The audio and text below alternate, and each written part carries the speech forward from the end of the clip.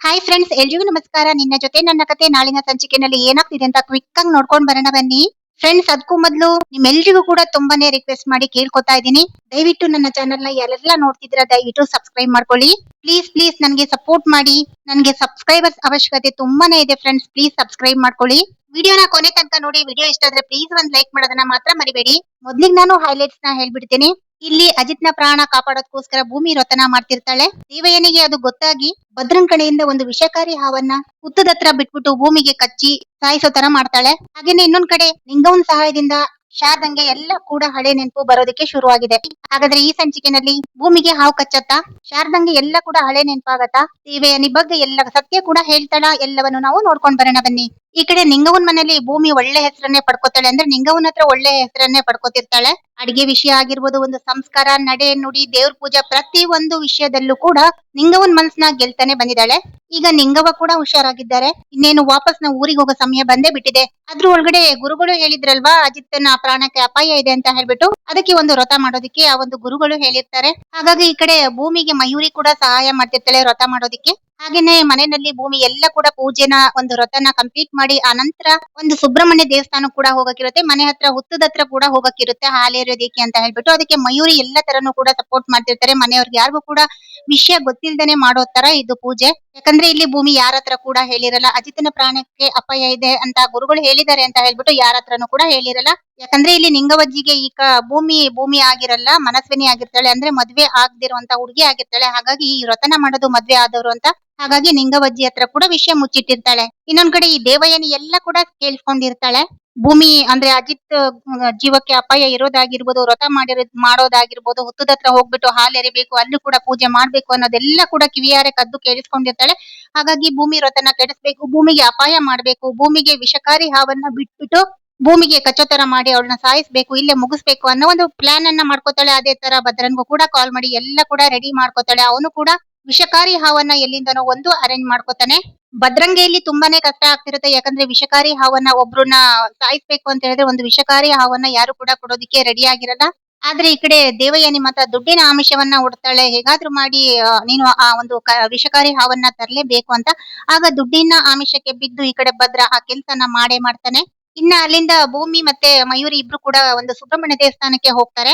ಅಲ್ಲಿರುವಂತಹ ಪೂಜಾರಿ ಹತ್ರ ಕೇಳ್ತಾಳೆ ಯಾವ ತರ ಪೂಜೆ ಮಾಡ್ಬೇಕು ಅಂತ ಹೇಳ್ಬಿಟ್ಟು. ಆ ಪೂಜಾರು ಹೇಳ್ತಾರೆ ಅಲ್ಲಿ ಒಂದು ಹುತ್ತದ ಹತ್ರ ಹೋಗ್ಬಿಟ್ಟು ಹುತ್ತದ ಮಣ್ಣನ್ನ ತಂದ್ಬಿಟ್ಟು ಅಲ್ಲಿ ವ್ರತ ಮಾಡ್ಬೇಕಾಗುತ್ತೆ ಅಂತ ಹೇಳ್ಬಿಟ್ಟು ಎಲ್ಲ ಒಂದು ಪೂಜೆ ಯಾವ ತರ ಮಾಡ್ಬೇಕು ಎಲ್ಲವನ್ನು ಕೂಡ ಹೇಳ್ತಿರ್ತಾರೆ. ಆದ್ರೆ ಇಲ್ಲಿ ಪುರೋಹಿತರು ಕೂಡ ಎಚ್ಚರಿಕೆಯನ್ನ ಕೊಡ್ತಿರ್ತಾರೆ ಭೂಮಿಗೆ. ಈ ವ್ರತ ಮಾಡೋರು ಸ್ವಲ್ಪ ಎಡವಟ್ಟಾದ್ರೂ ಕೂಡ ಜೀವಕ್ಕೆ ಅಪಾಯ ಆಗತ್ತೆ, ತುಂಬಾನೇ ಕಷ್ಟ ಆಗುತ್ತೆ. ಈ ಪೂಜೆ ಮಾಡೋದಕ್ಕೂ ಮೊದ್ಲು ಯೋಚನೆ ಮಾಡ್ಬೇಕು ಅಂತ ಹೇಳ್ಬಿಟ್ಟು ಪುರೋಹಿತರು ಹೇಳಿದ್ರು ಕೂಡ ಈ ಕಡೆ ಭೂಮಿ ಏನಾದ್ರೂ ಆಗ್ಲಿ ತೊಂದ್ರೆ ಇಲ್ಲ, ನನ್ ಗಂಡನ್ ಜೀವಕ್ಕೆ ಅಪಾಯ ಬರದೇ ಇದ್ರೆ ಸಾಕು ಅಂತ ಹೇಳ್ಬಿಟ್ಟು ಈ ಕಡೆ ಭೂಮಿ ಕೂಡ ಹೇಳ್ತಿರ್ತಾಳೆ. ಸರಿ ಅನ್ಬಿಟ್ಟು ಇನ್ನ ಭೂಮಿಯ ಹುತ್ತದ ಮಣ್ಣನ್ನ ತರ್ಲಿಕ್ಕೆ ಹೇಳಿರ್ತಾರಲ್ವಾ ಆ ಒಂದು ಪುರೋಹಿತರು. ಸೊ ಹುತ್ತದ ಮಣ್ಣನ್ನ ತರ್ಲಿಕ್ಕೆ ಹೇಳ್ತಾರೆ. ಅಷ್ಟರಲ್ಲಿ ಈ ಕಡೆ ದೇವಯ್ಯನಿಗೆ ಭದ್ರ ಕೂಡ ಕಾಲ್ ಮಾಡ್ತಾನೆ, ಹಾವು ರೆಡಿ ಆಗಿದೆ ಅಂತ ಹೇಳ್ಬಿಟ್ಟು. ಆಗ ಮನೆ ಹತ್ರ ಇರುವಂತಹ ಒಂದು ಹುತ್ತ ಇರುತ್ತಲ್ವಾ, ಅಲ್ಲಿ ಸುಬ್ರಹ್ಮಣ್ಯ ದೇವಸ್ಥಾನದ ಹತ್ರ ಒಂದು ಹುತ್ತ ಇರುತ್ತೆ. ಆ ಭೂಮಿ ಆ ಹುತ್ತದ ಹತ್ರ ಹೋಗಿ ಮಣ್ಣನ್ನ ತರೋ ಮೊದ್ಲೇನೆ ಆ ಒಂದು ಹುತ್ತದೊಳಗಡೆ ಈ ಒಂದು ವಿಷಕಾರಿ ಹಾವನ್ನ ಬಿಡ್ಬೇಕು ಅಂತ ಹೇಳ್ಬಿಟ್ಟು ಒಂದು ಎಲ್ಲ ಕೂಡ ಲೊಕೇಶನ್ ನ ಕೂಡ ಎಲ್ಲ ಕೂಡ ಶೇರ್ ಮಾಡಿರ್ತಾಳೆ ಭದ್ರಂಗೆ. ಭದ್ರ ಕೂಡ ಅದೇ ತರ ಒಂದು ಭೂಮಿ ಎಲ್ಲಿ ಹೋಗ್ತಾಳಲ್ಲ ಆ ಹುತ್ತದೊಳಗಡೆ ಹಾವು ಬಿಡೋದಿಕ್ಕೆ ಅಂತ ಹೋಗ್ತಿರ್ತಾರೆ.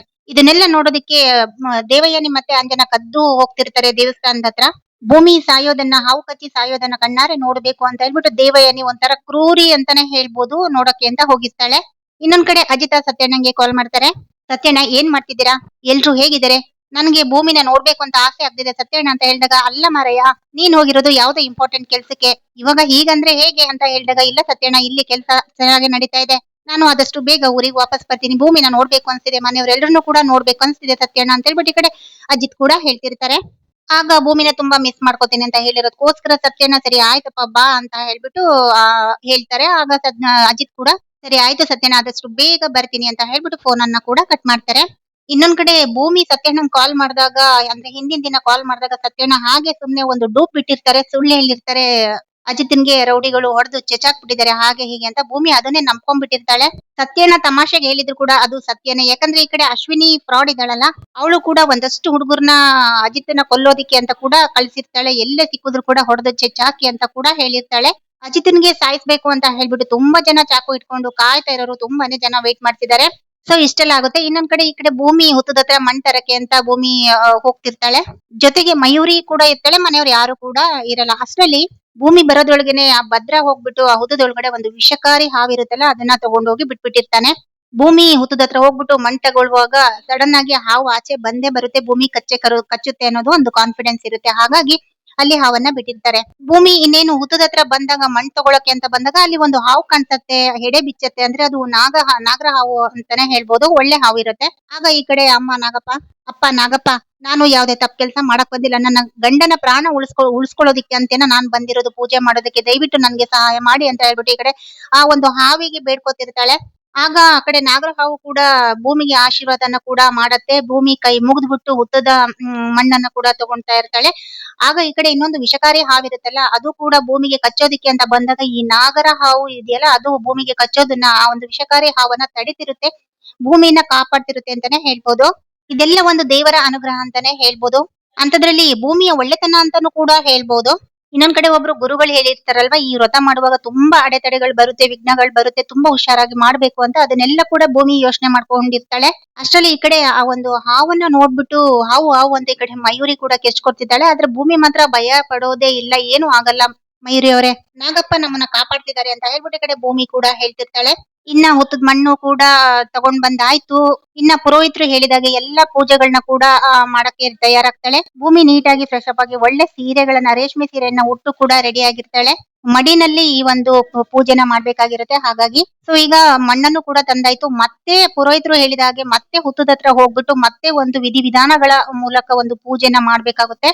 ಸೊ ಇಷ್ಟೋ ತನಕ ಮಣ್ಣು ತಗೊಂಡು ಹೋಗೋ ತನಕನೂ ಕೂಡ ಒಂದು ನಾಗಪ್ಪ ಭೂಮಿನ ಕಾಪಾಡಿದೆ ಅಂತಾನೆ ಹೇಳ್ಬೋದು. ಈ ಭದ್ರ ಬೇರೆ ವಿಷಕಾರಿ ಹಾವನ್ನ ಹುತ್ತದೊಳಗೆ ಬೇರೆ ಬಿಟ್ಟಿರ್ತಾನೆ.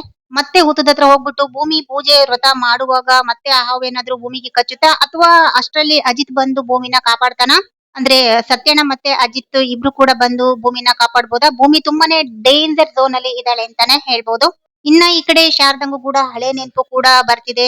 ನಿಂಗವ್ವ ಅಷ್ಟು ಪ್ರೀತಿಯಿಂದ ನೋಡ್ಕೊತಿರ್ತಾರೆ. ಹಾಗಾಗಿ ಶಾರದಂಗೆ ತುಂಬಾ ಎಲ್ಲ ಹಳೆ ನೆನಪುಗಳು ಕೂಡ ಕಾಡಕ್ಕೆ ಶುರು ಆಗ್ತಿರೋದೆ. ಅವಳು ಕೆಲಸ ಮಾಡ್ತಿರೋದಾಗಿರ್ಬೋದು, ಅಡಿಗೆ ಆಗಿರ್ಬೋದು, ಕೆಲವೊಂದು ಘಟನೆಗಳು, ದೇವಯಾನಿ ಅವಳಿಗೆ ಶೂಟ್ ಮಾಡಿರೋದಾಗಿರ್ಬೋದು, ಎಲ್ಲಾನು ಕೂಡ ಅವಳಿಗೆ ಎಲ್ಲ ಹಳೆ ನೆನಪುಗಳು ಕೂಡ ಕಾಡೋದಕ್ಕೆ ಶುರು ಆಗತ್ತೆ.